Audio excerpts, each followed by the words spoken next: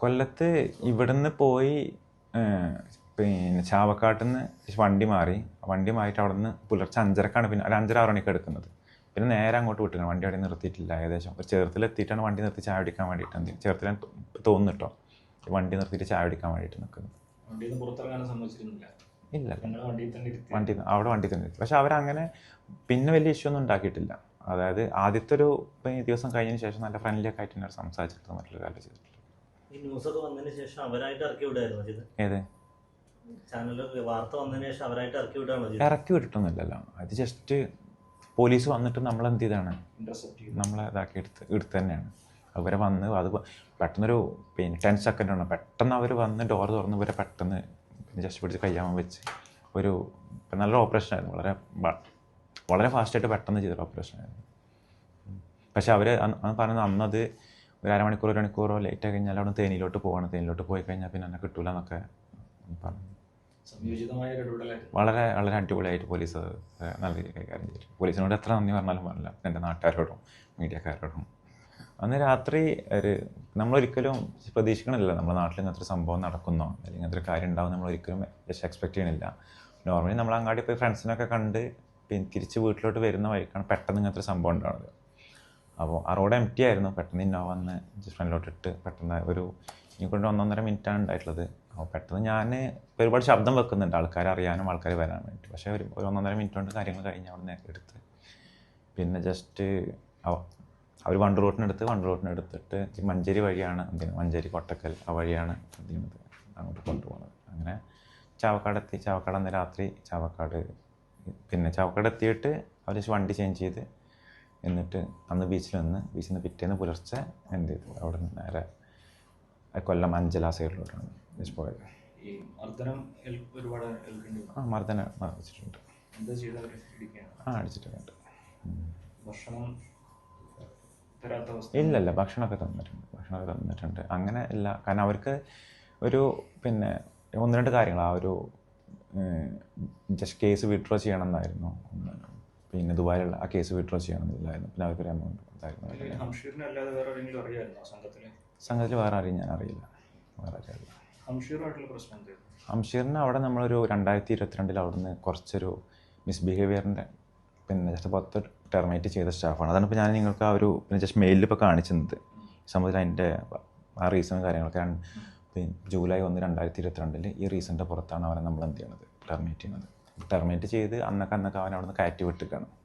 അപ്പോൾ അവൻ അതിൻ്റെ ഒരു ദേഷ്യം ഭാഗ്യമുണ്ട്. അപ്പോൾ നമ്മൾ ടെർമിനേറ്റ് ചെയ്തൊരു 5-6 ആൾക്കാരുണ്ടായിരുന്നു. അവരെല്ലാവരും കൂടി ജോയിൻ ആയിട്ടാണ് ചെയ്തതെന്നാണ് ഞാൻ വിശ്വസിക്കുന്നത്. കാരണം അവരതിൻ്റെ കാര്യങ്ങളൊക്കെ സംസാരിച്ചിരുന്നു ഹംഷീർ ആ സമയത്ത്.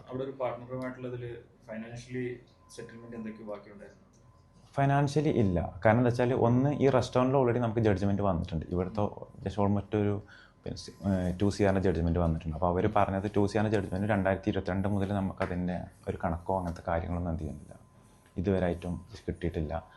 അപ്പോൾ ആ ഒരു കാര്യങ്ങളാണ് അവർ പറഞ്ഞത്. പിന്നെ നമ്മൾ ഒഴിവാക്കി കൊടുക്കണം എന്ന് പറഞ്ഞൊരു ഡിമാൻഡ് അതായിരുന്നു, ഒഴിവാക്കി കൊടുക്കണം എന്നുള്ളത്. പിന്നെ ഇവർക്കൊരു എമൗണ്ട് എന്ത് ചെയ്യണം, നമ്മളെ റിലീസ് ചെയ്യണമെങ്കിൽ ഒരു എമൗണ്ട് കൊടുക്കണം എന്നുള്ള രീതിയിലും പറഞ്ഞു. അതിൽ ഒരു 2 ഫാർമസിയിൽ നമുക്കൊരു പാർട്ട്നേഴ്സ് ഉണ്ടായിരുന്നു, 2 പേര്.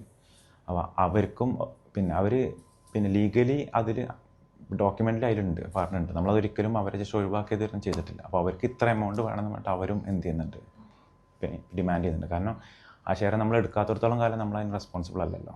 അത് അവരെ പേര് കിടക്കണം, അവരുടെ സ്ഥാപനമാണ്. അപ്പോൾ നമ്മൾ ഒഴിവാക്കുകയാണെങ്കിൽ തന്നെ അതിനൊരു ഒന്നാമത് അതിൽ ഞാൻ മാത്രമല്ല, വേറെ 4 പാർട്ട്നേഴ്സ് ഉണ്ട്. അപ്പോൾ എനിക്ക് ഒറ്റക്കായിട്ട് അതിലെന്ത് ചെയ്യാൻ പറ്റില്ല, ഒരു തീരുമാനം എടുക്കാൻ പറ്റില്ല. അപ്പോൾ അങ്ങനത്തെ കുറച്ച് കാര്യങ്ങളാണ് അതിൽ. അവിടുന്ന് ഹംഷീറിനോട് സംസാരിച്ചപ്പോൾ മനസ്സിലായതാണ്. കാരണം ഹംഷീർ ഇവരുടെയൊക്കെ ഈ പേരെടുത്ത് പറയുന്നുണ്ട് കാര്യങ്ങളൊക്കെ. പഴയ പാർട്ട്നേഴ്സ് തന്നെ നമ്മളിപ്പോൾ ഏകദേശം 60-65 ഫാർമസി ഉണ്ട്. അതിൽ ഒരു 2-3 ഫാർമസിയിൽ മാത്രമാണ് ഇവരായിട്ട് ഒരു ചെറിയ കണക്ഷൻ ഉണ്ടായിരുന്നത്. അതെ. കോടതിയിൽ നിന്ന് ഏകദേശം ഇവിടുത്തെ ഒരു 2 CR അടുത്ത് നമുക്ക് തരണം എന്ന് പറഞ്ഞ ആൾക്കാർ അതിപ്പോഴും അവിടെ കിടക്കുകയാണ്. അപ്പോൾ അവർക്ക് അവിടെ ട്രാവൽ ബാൻ ഉണ്ട്. അവിടുന്ന് ട്രാവൽ ചെയ്യാൻ പറ്റാത്ത രീതിയിൽ അറസ്റ്റ് വാറണ്ടുണ്ട്. അപ്പോൾ അതിൽ 2 പേര്. നമുക്ക് ഹംഷീറിനോട് സംസാരിച്ചപ്പോൾ ഹംഷീർ നമ്മൾ ത്രെറ്റ് ചെയ്യണം മറ്റുള്ള കാര്യങ്ങളൊക്കെ ആ രീതിയിലാണ് നമുക്ക് മനസ്സിലാകുന്നത്. ഉണ്ടായിരുന്നു അതിൻ്റെ കുറേ ത്രെട്ടും അല്ലെങ്കിൽ കുറേ ജസ്റ്റ് വാട്സപ്പിലൂടെ ഒക്കെ ആയിട്ട് കുറച്ച് തെട്ടും കാര്യങ്ങളൊക്കെ ഉണ്ടായിരുന്നു. പക്ഷെ നമ്മളത് കാര്യമാക്കിയിട്ടുണ്ടായിരുന്നില്ല. കാരണം അങ്ങനൊരു ഇതായിരുന്നു. ഹംഷീറിനെ പിരിച്ചുവിട്ടതിന് പിന്നെ ഒരു പണം എന്തെങ്കിലും കൊടുക്കാൻ ബാലൻസ് ആയിട്ടുണ്ടോ? അവന് ആക്ച്വലി ഗ്രാറ്റുവിറ്റിയും പിന്നെ ലീവ് സാറേ നമ്മൾ എന്തുണ്ട് കൊടുക്കാനുണ്ട്. പക്ഷെ അത് അവനോട് അവിടെ ഓഫീസിൽ വന്ന് അവനോടത് കളക്ട് ചെയ്യാൻ പറഞ്ഞപ്പോൾ അവൻ ഓഫീസിൽ വന്ന് കളക്ട് ചെയ്യൂല എന്ന് പറഞ്ഞതാണ്. പിന്നെ പുറത്താക്കുമ്പോൾ അവരവിടെ വന്ന് എക്സ്പ്ലനേഷൻ തന്നിട്ടാണ് അത് ചെയ്യേണ്ടത്, സെറ്റിൽ ചെയ്യണം. പക്ഷെ അവനൊരിക്കലും പിന്നെ ഓഫീസിൽ പറ്റിയ മറ്റുള്ള കാര്യങ്ങളോ എന്തില്ല ഉണ്ടായിട്ടില്ല. സത്യത്തിൽ ഇങ്ങനൊരു സംഭവം ഉണ്ടാകുന്ന എപ്പോഴെങ്കിലും ഈ ഭീഷണി ഇല്ലല്ല, നമ്മൾ കേരളം പോലത്തെ നാട്ടിൽ ഒരിക്കലും എക്സ്പെക്ട് ചെയ്യണില്ലല്ലോ ഇതുപോലത്തെ സംഭവങ്ങളൊക്കെ നമ്മൾ പിന്നെ ജസ്റ്റ് ഉണ്ടാവുന്നില്ല. ഒരിക്കലും നമ്മൾ എക്സ്പെക്ട് ചെയ്യണില്ല.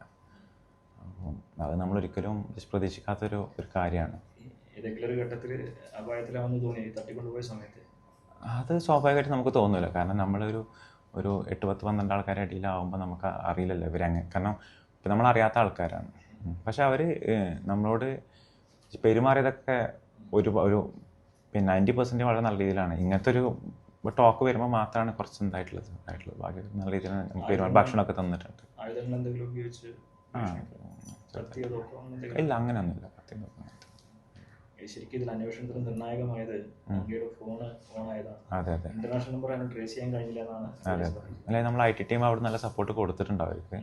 അവർ നമ്മൾ iCloud വെച്ചിട്ട് അതിൻ്റെ ഡാറ്റ കാര്യങ്ങളൊക്കെ കൊടുത്തിട്ട് നല്ല സപ്പോർട്ട് കൊടുത്തിട്ടുണ്ട്. എന്താണ് ഇപ്പോൾ തോന്നുന്നത്? എനിക്ക് പ്രത്യേകിച്ച് നന്ദി പറയാനുള്ളത് നമ്മുടെ ഇവിടുത്തെ കേരള പോലീസിനോടാണ്. പ്രത്യേകിച്ച് SP, DYSP, ആ സ്ക്വാഡ് പ്രത്യേകം പറഞ്ഞു. കാരണം അത് നമ്മളൊരു ശരിക്കും ഫിലിമിൽ കാണുന്ന പോലെയാണ് അവർ വന്നിട്ട് ഭയങ്കരമായിട്ട് അടിപൊളിയായിട്ട് റിസ്ക് ചെയ്തത്. എനിക്ക് അവരോട് ആ മലപ്പുറത്തിലെ സ്കോറിനോട് എത്ര നന്ദി പറഞ്ഞാലും മതിയാവില്ല. കാരണം അത് ചിലപ്പോൾ കുറച്ച് ലേറ്റ് ആയിരുന്നെങ്കിൽ എന്ത് സംഭവിക്കുമെന്ന് അറിയില്ല. പ്രത്യേകിച്ച് അവരോട് നല്ല രീതിയിൽ നന്ദി പറയാനുണ്ട് അതിൽ. പിന്നെ നിങ്ങൾ മീഡിയക്കാരോട് നന്ദി പറയാനുണ്ട്. കാരണം നിങ്ങൾ നല്ല രീതിയിൽ ആ സംഭവം കവർ ചെയ്തിട്ടുണ്ട്. എൻ്റെ നാട്ടുകാരെല്ലാവരും എൻ്റെ കൂടെ നിന്ന് പുലർച്ചെ 4-5 മണി വരെ എല്ലാവരും വീട്ടിലുണ്ടായിരുന്നു. SP അടക്കം അവർ 3-4 മണി വരെ വീട്ടിൽ വന്ന് അവരെല്ലാ കാര്യങ്ങളും ഓരോന്നോരോന്നായിട്ട് ഓപ്പറേറ്റ് ചെയ്ത് ഒരു ഇത്ര മണിക്കൂറിനുള്ളിൽ നമ്മൾ ആളെ പിടിച്ചു തരുന്നു പറഞ്ഞിട്ടാണ് വീട്ടിൽ നിന്ന് പോയിട്ടുള്ളത്. അപ്പോൾ ആശുറൻസ് അവർ പറഞ്ഞ പോലെ തന്നെ ആ കാര്യങ്ങൾ അവരെന്ത് ചെയ്ത്. അപ്പോൾ അതിൽ പ്രത്യേകം നന്ദിയുണ്ട് അവരോടൊക്കെ, വളരെയധികം നന്ദിയുണ്ട്.